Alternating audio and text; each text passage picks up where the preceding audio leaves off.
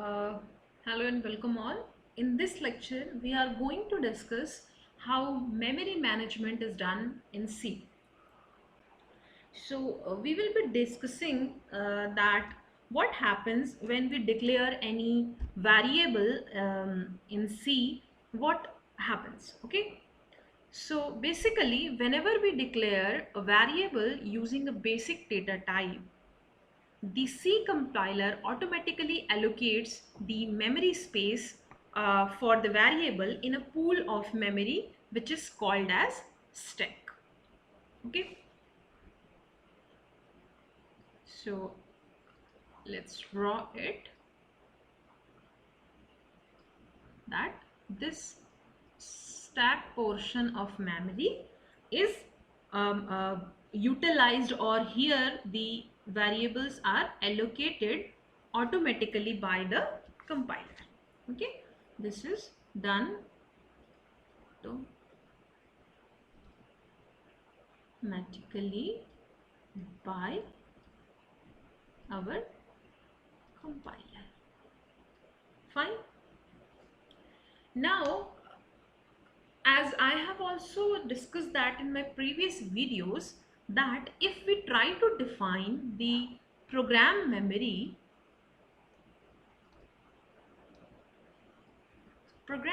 can be divided into two sections. First one is which is used for the automatic allocation by compiler, that is our stack, which I have discussed here also, and there is another portion which is called as heap, which is used for the user defined allocation. Now we will be discussing that what are the situation when we need that user defined allocation and how it is done. But as of now, the default values are done by the compiler in the stack portion. Now in this stack portion, we can always know that what is my size of particular variable allocated by the compiler. Okay, whenever it depends on what is the data type, so we can always get the size by writing this function. So we will be seeing that in an online compiler, and then we'll come back to the dynamic memory allocation. Fine. As you can see on the screen, now in the left panel we have written two variables. One is float x and another is float array of size 10.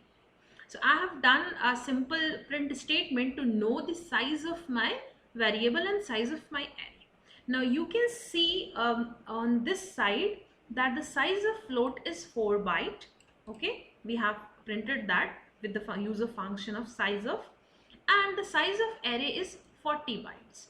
Now this size of array is 40 bytes because we earlier said here in our program, as you can see, that the size of my array is 10. That means this array wish to hold 10 elements in this. So please allocate the memory for 10 elements, and those elements are of float data type. So 4 multiplied by 10, it will be a 40 byte of memory allocation that is contiguous in nature. That means the adjacent memory locations continuously given for this purpose. Now, as far we have discussed, when declaring a basic data type or an array, the memory is automatically managed by the compiler. However, there is a process for allocating memory which will permit you to implement a program in which the array size is undecided until you run your program or before the runtime. This process is called as our dynamic memory allocation. Like that, you are not aware that how much will be my size of array. Then we use dynamic memory allocation. Now, dynamic memory allocation is manual. This is, now when I say it is manual, that means somebody has to write a code to allocate the memory and definitely free the memory after use. Okay, so manual allocation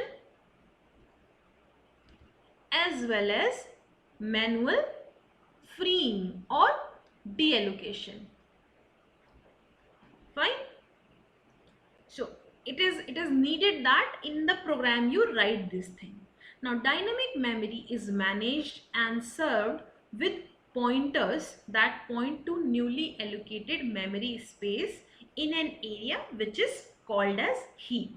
So we have already discussed that program is having two sections of memory: stack, which are automatically used by compiler, and this heap section is for this dynamic allocation purpose, and the overall interaction with this memory is served with the help of pointers.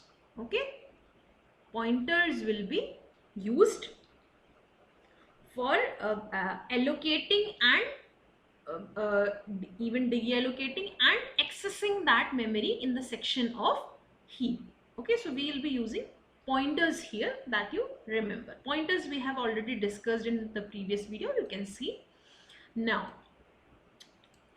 to create and destroy an array of element dynamically at runtime without any problems, we definitely have to manage this heap section through some code, right? Because it is manual thing.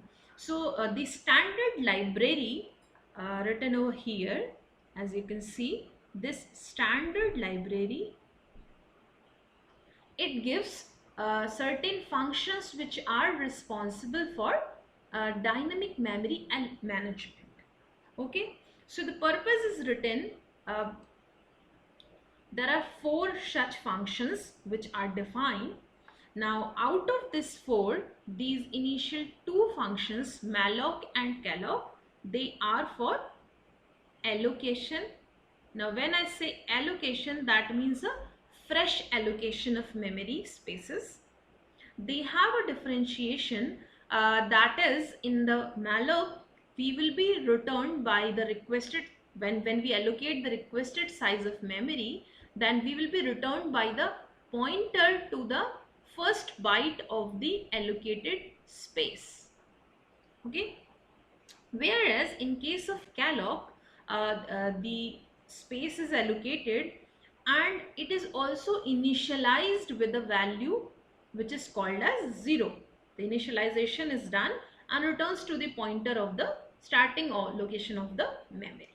Okay, that means in case of malloc, I think we have discussed that in earlier videos, earlier class actually, about that the malloc can return the garbage values also, because it doesn't initialize things. In calloc we initialize the value with mem 0.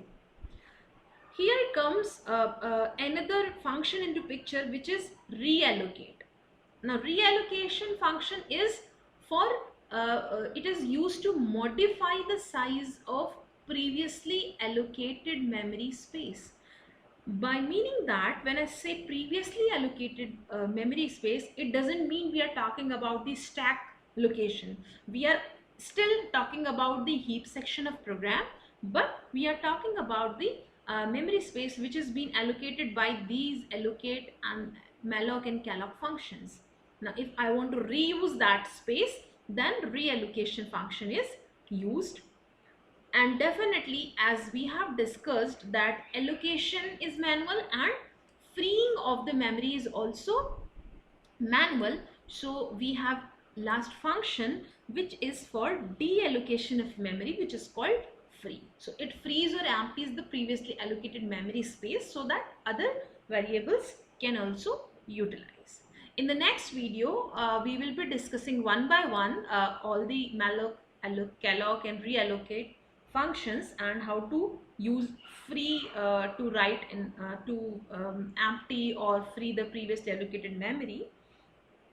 Till then, thank you so much.